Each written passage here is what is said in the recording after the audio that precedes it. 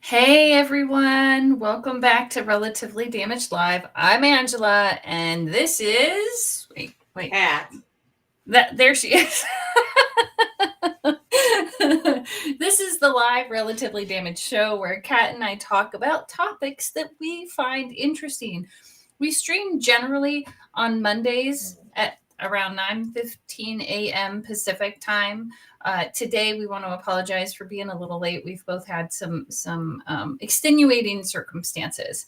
Anyhow, so we do stream to Twitch, YouTube, Facebook, and Twitter. Please follow, subscribe, invite your friends, post your questions, give us topics you want us to talk about.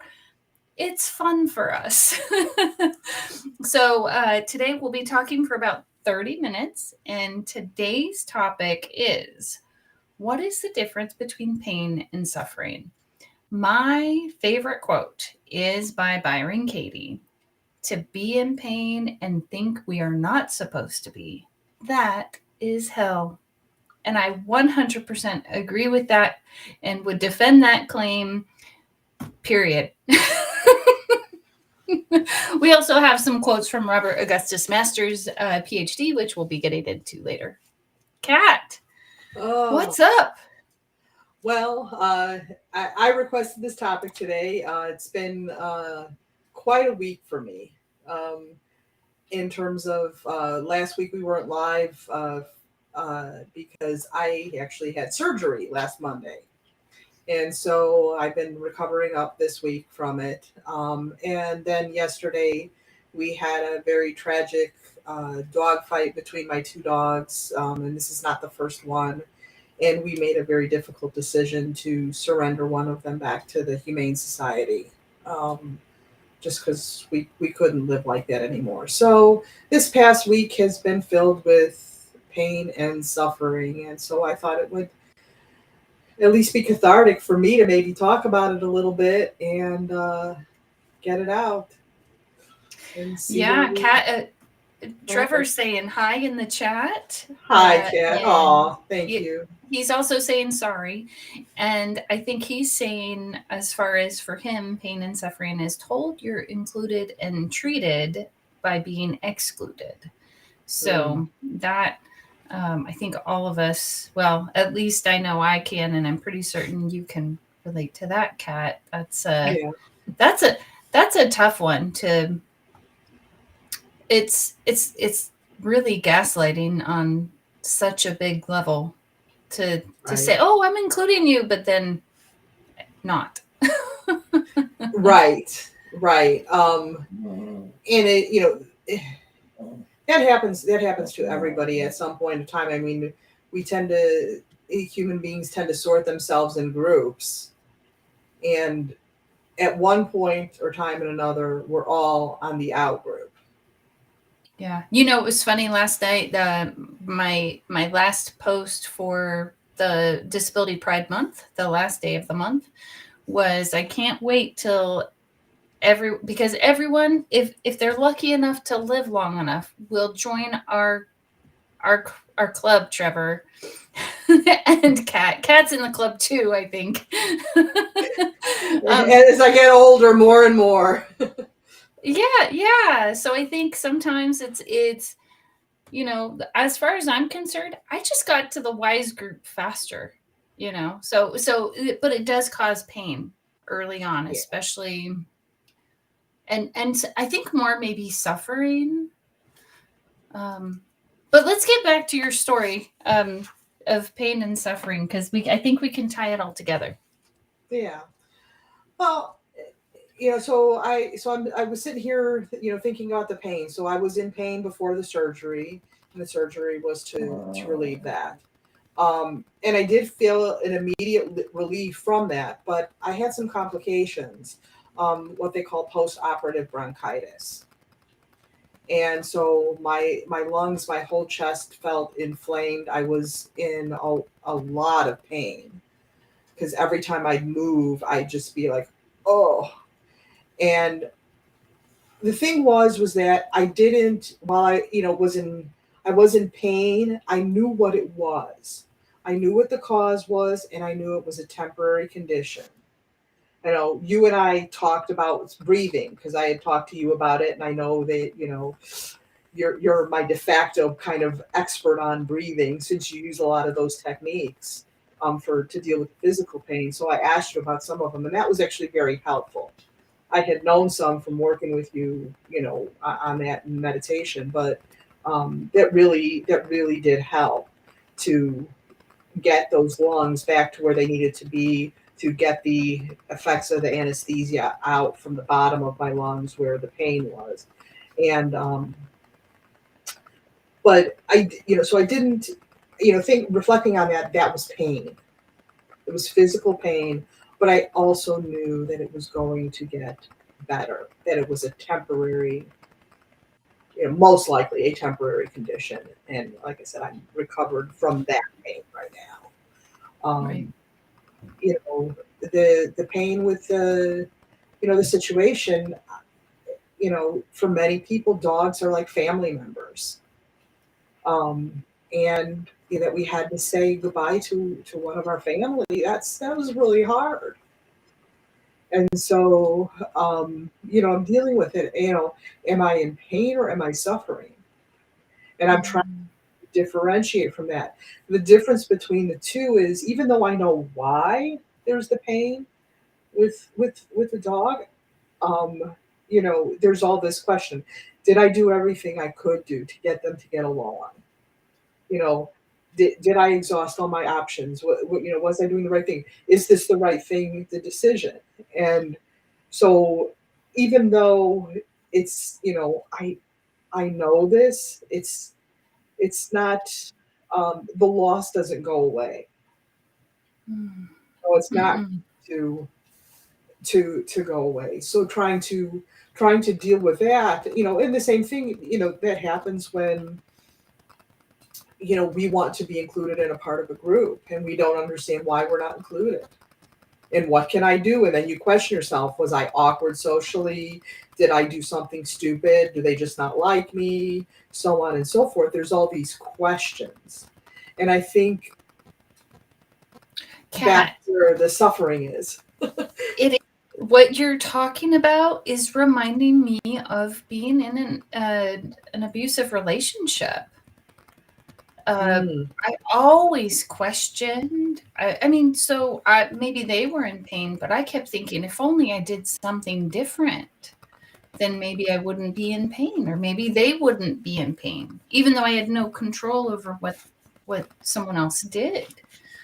Um, that's really interesting because I hadn't thought of it that way before. The way you're talking about it, it just hit mm. me like, oh, even in those groups, even in so it can happen in a relationship, that pain and suffering. And then I think we have to make a decision on what we're going to do. But how do we I'm how do I know if it's pain or if it's suffering? Right? Like, am I That's suffering because I want to be in the group, but I'm not in the group and not accepting the pain? Right? Like, I don't know. Anyway, yeah, please. Yeah, well, that's the hard thing. So, wrapping your head around it. So going back to the post-operative bronchitis, I could have sat in there and like, I'm suffering. Oh my God, this is horrible pain. Why poor me? Or I could have said, all right, and it was relatively easy. I understand what it is. I understand what I need to do. And I was doing it. It was helping. You and I talked. You gave me some other techniques that helped even more. Mm-hmm. So I knew that getting that breathing up and the deep breathing and getting that air in my lungs, that was going to help clear that up. Right. So you Um, had a path for the breathing. Yes. With the bronchitis, and so you were in pain, but you had a path and an idea that this will end. Right. Got it. Here with, when you're on the outside looking in a group, or with this situation where we had to give up the dog, and all that is surrounding it, because we love this dog. This dog was a member of the family, but the family was completely dysfunctional, because the dogs weren't getting along, and that this fight was, it was horrible. It was horrible. And so, stepping back, and I can look at it logically and say that we made the right decision, and we have all the reasons why it was the right decision to make. But there's still that pain there, and there's still the questioning of, did I do not the right thing? Did I do everything that I could to make it work, to keep the family together? And that second guessing. So with the bronchitis, it was very cut and dry. It was very easy, to do. And I could step outside of the problem and look to the solution and do that. Here, I had to make a solution, but it still hurts, because the solution is where the pain is. But I think there would have been more pain had I done nothing. Right. I mean, And one of when the you dogs could have killed the other. I mean, it was that bad. yeah, or one of you could have got one of the humans in the home could have been seriously or mortally injured. Right. I mean, because of it, I had a little bit of setback with my recovery, because I had to physically do something to help separate them that I wasn't supposed to do. So luckily it wasn't that bad, and I'm okay. But it was just that kind of thing. It could have been worse. Yeah. And there's I that wanted loss. it's a huge loss, and I think that there's a quote by Robert Augustus Masters where it says, "When we're busy suffering, we're avoiding simply being present with the non-conceptual rawness of our pain." And I'm going to tie this into an experience in my life, maybe to help describe what, a story in my life, to help, maybe hopefully help you or our viewers or listeners. When my disability came on, I saw a pain psychologist, and I remember going to the pain psychologist.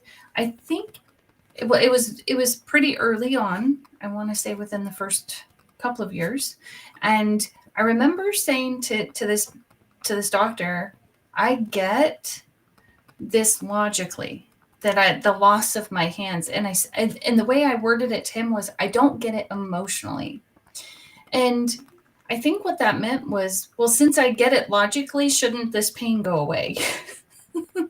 And I don't think so. I needed to, and I don't remember what our conversation was after that, but I think I needed to lean into that pain, to feel and experience, what does this loss feel like? Because I could justify it all day long. I could not, but accepting it, I think I didn't want to accept it because I thought I shouldn't have a disability. I had lived much of my life without a disability, so I didn't know any different, or at least well, I can't say that now that I understand disability, but like, I don't know a lot about, a disability could just be anything I'm not good at, right? Like, because someone's got to help me. So that's where I'm going with, all right, or so I thought. And I think it's really important to remember that It's when I'm hanging on to something instead of just feeling into it. Um, or when I'm trying to make something different than it is, that the pain does move. It does ebb and flow, right? Because it's part of life. Feeling into that, though, like probably some of our viewers might be saying, what in the world do you mean feel into the pain or lean into the pain? How would you describe that? Because I know we've talked about it before, but I don't think I've ever articulated what I mean by that. Yeah. What I think is leaning into that pain is acknowledging that. When probably the most recent example before this one that I can really think of having to lean into pain was I had another dog that unfortunately I had to put down. She was very old and ill, and that dog was my little buddy. She went with me everywhere, and I was all by myself. Unfortunately, my wife was in the hospital and unavailable to me. I really had nobody. It was just me and her. And because I only had myself to worry about, I was able to lean into that pain. I was able to, if I needed to sit and cry, I could sit and cry. And it was okay to be sad. It was okay to miss her. It was okay to go through that mourning process of, taking her little dog beds and her collar and her harness and all that stuff and packing it away. It was cathartic looking through all the pictures because us dog people, we take more pictures of our dogs than anything else. Um, and so that was kind of leaning into it and acknowledging that it was pain, but also letting me feel that pain when there was there, but also realizing that there was more to life and that I had to continue living and going through that. I think why, because it's so immediate, why this is a little bit different and more difficult is because now I have my other dog who is in pain from the fight. She's looking all over the house for the other dog. I'm dealing with my wife who's in a lot of pain. That was her dog that we had to surrender. And so she's very sad and dealing with that. So I'm dealing with my own pain, but I also feel like I'm taking on their pain too.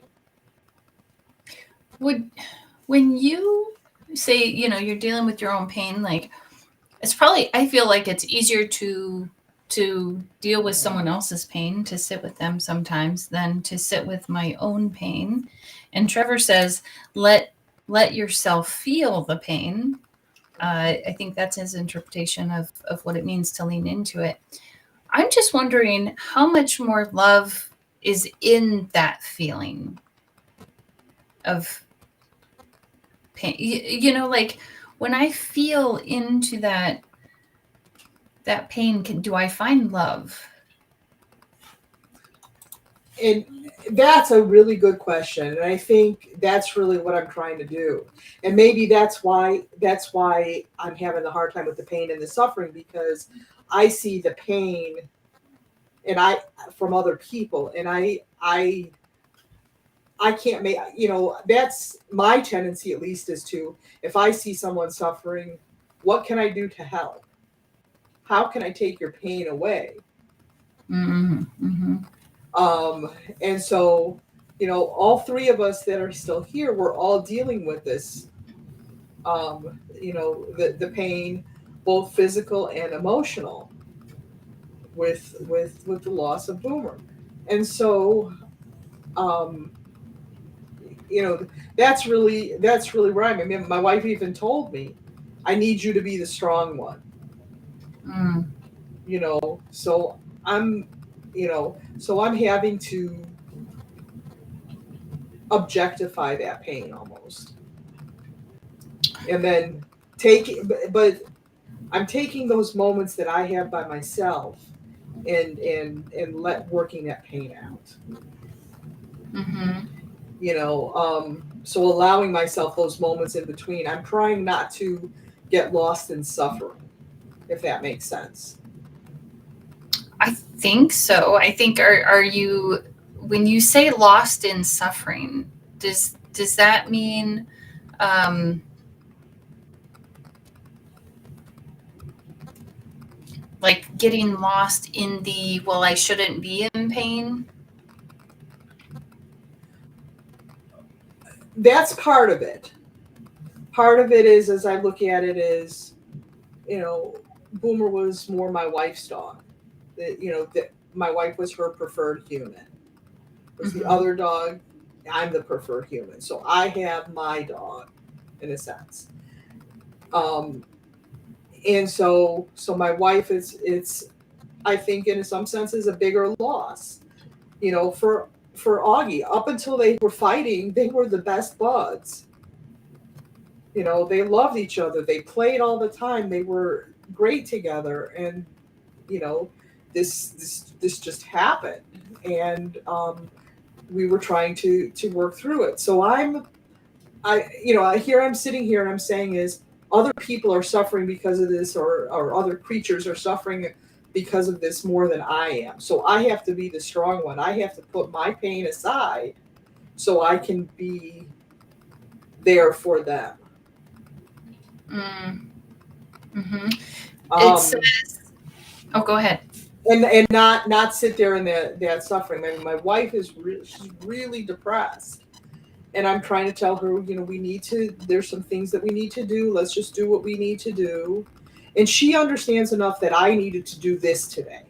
I needed to come on and be here today to talk about this, which was on our list anyway to talk about. It was just kind of timely, and for me, personal examples help illustrate the points. Um, but I don't see that she's got that outlet. So I'm worried about her. I know she's seems to be in that suffering, the constant questioning. She'll ask me, "Did we do the right thing? Did we do the right thing? Are you sure we did all that you could do?" And I'm having those questions myself, Mm. but I'm trying to, like Trevor said, step back and objectively look at the circumstances. Live with the pain of the loss. I can do that. But when I start questioning and living in that and replaying everything in my head, that's when I go move into suffering. Right. And and then I can't take that away, that my poor dog. I mean, we had changed the time this morning anyway, but then I had to call you and say, no, I can't. We're at the vet because we had to take the dog in, and the dog is suffering. And I feel for her that she's not getting better. I want her to be her normal self, and I know it's going to take time, but I did everything I can do. I want to take their suffering onto myself. Mm. I want to Yeah. take their pain. Um, and I don't know, maybe maybe that's just my own martyr or codependency or whatever.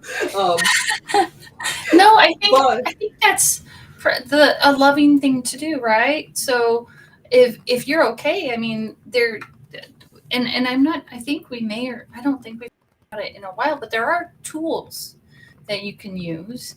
Um, for instance, the like a heart lock in from Heart Math, but those are there. That's a tool, and I'll just explain that to our listeners. So it's just noticing your breath, and as you notice your breath, shifting your focus to your heart and really feeling that love and compassion.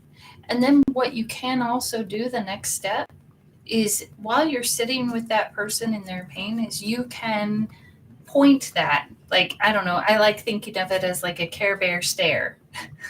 For anybody who ever watched Care Bears, send that energy to them as you sit with them through their pain, and suffering. That is a tool that I find helpful because then I feel like I'm doing something, even and though I and can only sit with them. And I did do that because I'm aware of that. I Yeah. mean, I laid on the floor next to Augie, and I was just petting her, and I just got into that, and was just sending her that love, and just telling her, mommy loves you, you're a good girl, all that stuff.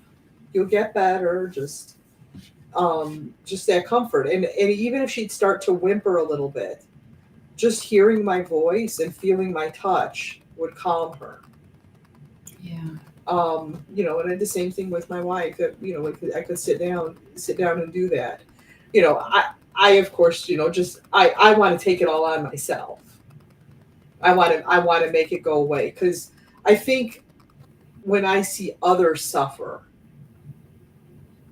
others hurting, that makes me hurt, and I want to make it better. Yeah. And I maybe that's part of the problem is I realize I can't. Mm. And I have to learn, as I have learned to live with my pain, I need to let others learn to live with their pain. Yeah, giving them that room, and maybe the space, or the sensation that they're capable, like, okay, they're capable of handling their pain, and I'm here to support them and love them, and they can work through it. um, One of the quotes from Robert Augustus Masters says, to work effectively with our suffering, we need both to stand apart from its script so as to more clearly bring it into focus, and to cease distancing ourselves from our pain. As we step back from the dramatics of our suffering, we not only start seeing through our role as the sufferer, but also start seeing our investment in that role. We might still be hooked, but we're not as hooked, especially as we become more attentive to the naked reality of our pain. Yeah, and I read that, and um,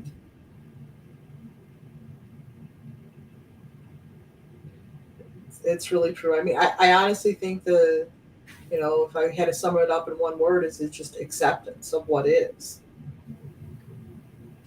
Yeah, loving what is so hard. Yeah, um, it really is.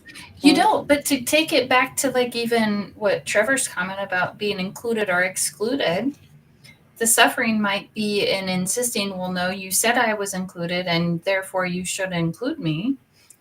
And the exclusion, which maybe it's accepting that they're not at this point in time, they're just, I'm excluded. And feeling that pain, mhm. not denying it, but feeling it and appreciating it for what it's telling me about what's happening in that moment. Yeah. The next, Oh, I would love to read this because I think it'll help us close. It might help us close out. Turning toward our pain reduces our suffering. Entering our pain further reduces our suffering. Moving through our pain ends, or at least radically reduces our suffering, even if our pain remains. The more intimate we are with our pain, the less we suffer. I couldn't have said it better myself. I think we're at our almost at our 30 minutes anyway, so we are good. Thank Yes. you so much for watching. Go for it, Kat. Uh, Thank you for being here today. Thank you for helping me work through this a little bit. I appreciate you helping me to do this on the live, Angela, and viewers, and Trevor especially. Thanks, everyone. Thank you for, and Consuela says you're welcome, apparently, if you heard that noise in the I background. did. Uh, Thank you for being willing to come on and talk about this live, something so tender and close to your heart. And so I think that it helps bring something more to the internet. and social media when we get real things. Yes, I think authenticity and real questions that we have to deal with every day. I think that's a lot of what we try to deal with here, and so this one just hit very close to home today, and I'm glad we got a chance to do it. Me too. Okay, well, I'm Angela. And I'm Kat. You forgot your closing, though. I'm okay. So there's also a relatively damaged podcast where I interview amazing guests who've overcome some sort of struggle in their lives and how they found hope and healing. I am also publishing my book, Poems from a Lost Soul, so you'll be hearing more about that shortly. And you can find the podcast on Spotify, Apple, and many more. I'm Angela. And I'm Kat. See you next week. We got it right. Bye, everyone.